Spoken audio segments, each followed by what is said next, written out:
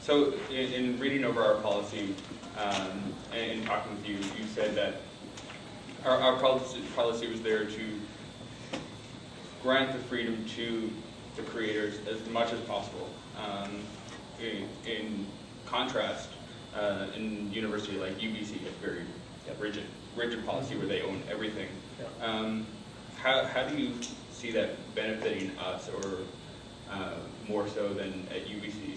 Well, the best comparison would be that UBC has received, I think it's billions of dollars of research funding over the last 10 to 15 years. And if the key purpose of an educational institution is research, learning, or teaching, let's say those are the three foundations upon which an institution like this or like UBC is built, if that's the purpose, then the purpose is ultimately not to make money off of what people do, but to find common ground so that everyone benefits. And benefiting doesn't have to be financial, but there's a misunderstanding of intellectual property that it's always about money. It's also about the psychology of creativity and community and involvement with what you do.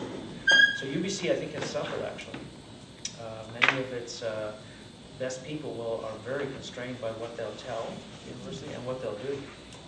There's a hidden subculture of research that isn't declared. It's almost like the tax authorities, you know. What happens in front and what happens behind gets more and more opaque. And then, interestingly enough, UBC's, if you look at the percentages of actual output compared to what a smaller institution produces, like University of Waterloo, and in terms of commercializable patents and so forth, Waterloo is way ahead of UBC, and Waterloo's policy is much softer. Still a lot back to Waterloo, but it's way softer than UBC's, which is absolutely true. So relating it to the video, I guess, this is Emily Carr's way to incentivize people to continue to create and not be afraid to create. Fundamentally, I hate to tell you, but 99.99% of what is going to happen in this institution and what has happened will produce absolutely nothing in terms of real value. That's not to say the value, that's why value shouldn't be thought of in terms of monetary. IP is generally linked to money. You know, oh, we're going to get rich. You know, so we've got industrial designers who work here who really feel that they're going to invent that great thing, you know, like that. So then they invent something and they discover that there's 500 other clones of it elsewhere. Or they invent it and they say, well, let's go for a patent, and they discover it's 200 grand just to get the patent process really done well and properly from a legal perspective. So the investment required to lock something down is often greater than the commercializable value. There was one invention here. Do you know the little red, I don't know if you've seen it, the little red plastic tool that you can use to take the grouting off of around the bathtub? Anyone ever done that? It's a little red tool. I think, yeah, just like an angle. Yeah, it's an angle thing. You just run it along and it takes the grouting off, right? So that was invented by someone who worked here. He's a multimillionaire from that. That's, you know, that might be one example in 85 years of a real invention that led to a patent, his patent on it, that led to real dollars. It's all over the world and so on. But it ended up that he had to fund it to produce it. And so he actually went into a fairly complex manufacturing process to get it done. You've been referring several times to intellectual property, and as you know, this course is about copyright.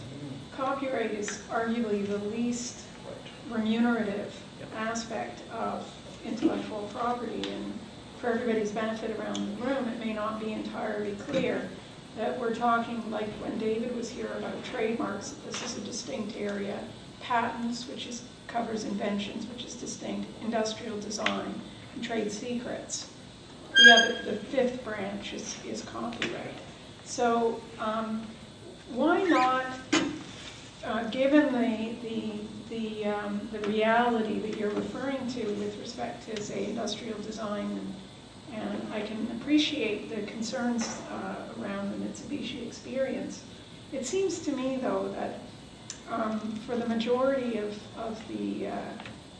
those working in the visual arts, that especially as students, that to even have to think that the institution might have some kind of a claim to their work, particularly in the copyright context.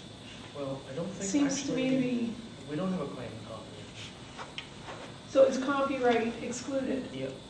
explicitly? I think that. I think it mentions copyright Yeah, and that copyright is pretty much under the control of creator. I don't think there's an issue. I think theoretically that there could be, in my reading of it, that there could be a joint claim. It says here, moral rights protect the right of a creator of original copyright works to be recognized as the creator of those works, and the right to object to the derogatory treatment of those, etc. These rights are personal rather than proprietary in nature, and as such cannot be sold, licensed, or disowned. Those are the moral rights. Yeah, those are the. Copyright includes the right to control the use and copying of your work. So Yep. we have a printmaker, we have Yep.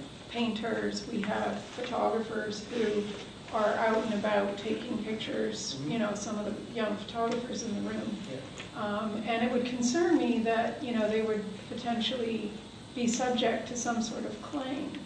Well, it says here, under this policy, that there's a joint ownership interest in intellectual property, right? So it doesn't reference copyright directly in that fashion, although it implies it. Yeah,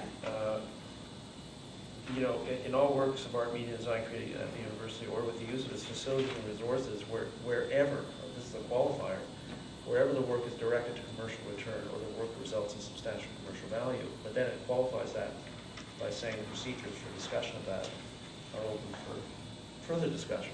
So I think the hidden text there is there's not much interest. But you know, from the point of view of legally, this was the big challenge. You know, it's kind of like